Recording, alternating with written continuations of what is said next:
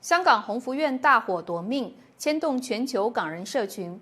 在加拿大，许多港人深感悲痛，同时对事件背后重重疑点表达强烈不安，更加谴责香港政府抓人晋升。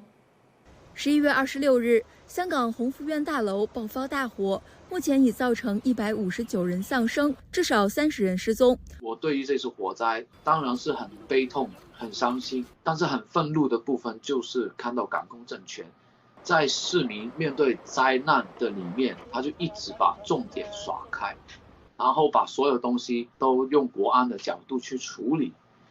火灾发生后，中港之间爆发的竹棚争论也引发港人质疑港府引导舆论风向。有香港市民发起联署，呼吁港府独立调查，却遭港警国安处拘捕晋升。他没有当香港市民的人命是一回事，他只是当成我们是一个数字而已。我们也必须要把这个政权推翻，才可以真正的根治相关的人为意外。事件发生后，海外港人发起联署，要求港府查明火灾真相，问责涉事官员。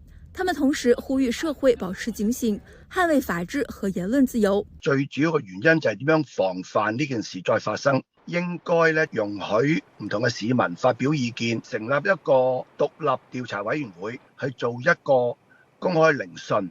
新唐人電視台加拿大記者站採訪報道。